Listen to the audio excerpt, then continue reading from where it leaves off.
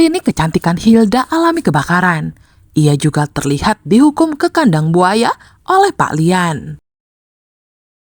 Hai semua, apa kabar? Selamat datang kembali, semoga selalu dalam keadaan sehat dan juga bahagia ya. Berikut ini akan dijelaskan sedikit sinopsis untuk hari ini, tanggal 23 Juli 2025. Namun sebelum itu, buat teman-teman yang baru bergabung, jangan lupa like, subscribe, dan nyalakan tombol loncengnya agar tak ketinggalan video terbaru selanjutnya. Terima kasih banyak buat teman-teman yang sudah subscribe dan like video ini. Semoga teman-teman semua selalu diberikan kesehatan dan rezeki yang melimpah. Malam itu menjadi salah satu malam terindah di dalam hidup Amira. Di rumah baru mereka yang megah dan nyaman, Aksa telah menyiapkan kejutan manis, berupa ruangan penuh cahaya lilin dan taburan bunga-bunga segar. Aroma harum mawar menguar memenuhi udara, membuat suasana semakin romantis dan hangat.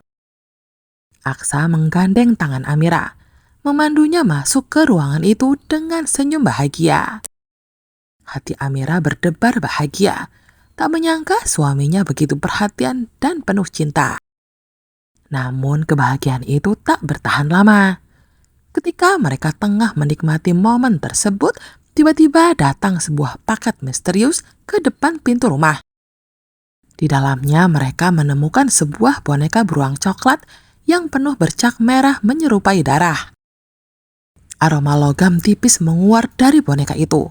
Dan ketika diperiksa lebih lanjut, tersembunyi selembar kertas kecil dengan tulisan ancaman yang membuat darah Amira seketika membeku. Tak ada penjelasan, hanya kalimat yang mengancam keselamatan keluarga mereka. Tak sampai di situ, teror lain pun datang dengan cara lebih mengejutkan. Malam harinya terdengar suara dentuman keras dari ruang tengah. Plafon rumah mereka jebol, dan sebuah kotak misterius jatuh dari loteng. Semua yang ada di rumah, termasuk Bu Yuni dan 2 security, berhamburan kaget. Amira dengan rasa penasaran mendekati kotak itu dan perlahan membukanya. Di dalamnya ada boneka bayi yang tampak menyeramkan. Amira langsung menangkap pesan tersirat. Ini adalah peringatan bahwa anak-anak mereka bisa saja menjadi sasaran berikutnya. Aksa langsung menghubungi tim keamanannya. Namun tetap saja mereka tidak bisa menemukan pelakunya. Amira yang tak bisa menahan amarah langsung melangkah keluar rumah menuju taman depan.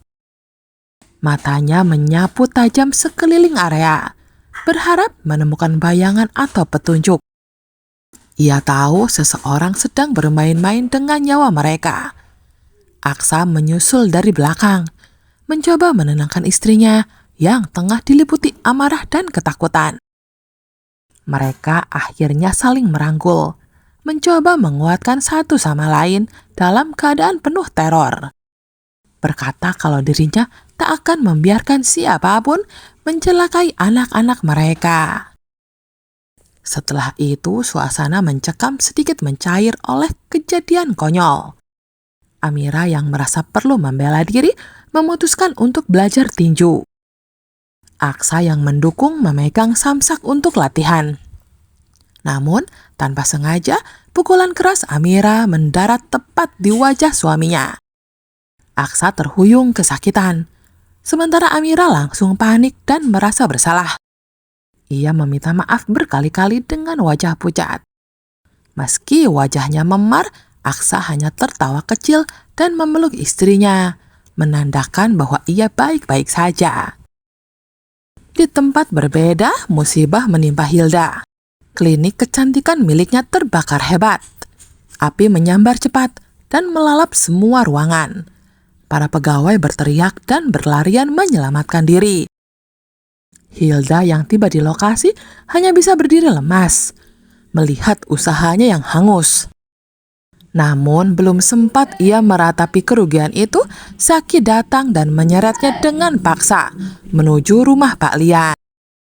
Wajah Zaki tampak dingin dan penuh dendam yang telah lama ia pendam.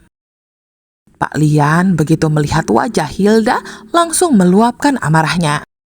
Baginya semua yang Hilda lakukan terhadap putrinya dan cucu-cucunya sudah tak bisa dimaafkan. Dengan penuh amarah, ia menyeret wanita itu ke kandang buaya peliharaannya. Hilda meronta-ronta ketakutan, memohon ampun agar tidak dimasukkan ke sana. Namun Pak Lian tak bergeming.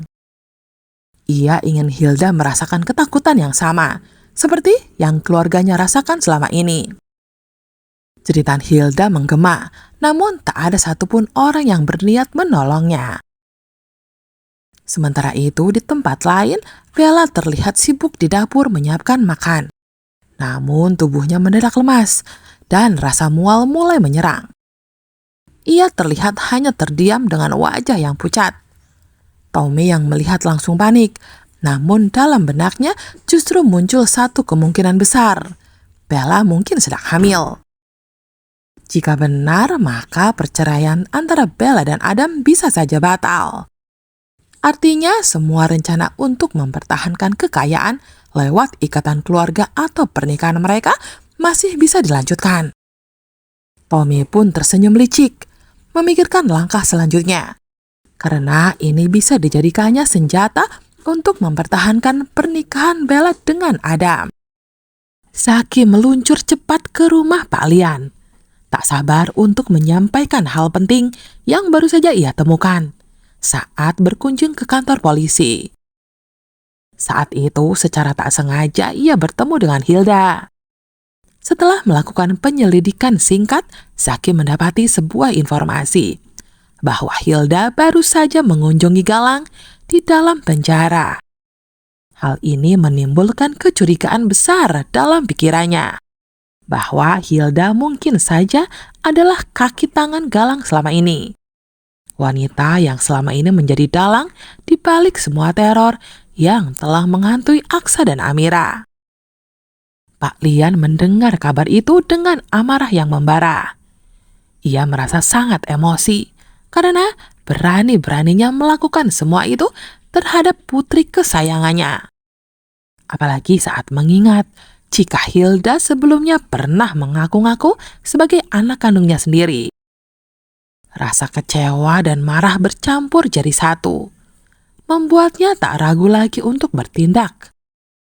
Ia langsung memerintahkan Saki untuk mengerahkan seluruh anak buahnya mencari keberadaan Hilda. Harapannya jika Hilda berhasil ditangkap, maka segala kebohongan dan kejahatannya akan bisa terbongkar. Ia ingin wanita licik itu mempertanggungjawabkan semuanya secara hukum. Meski ia tahu tak akan semudah untuk menemukannya.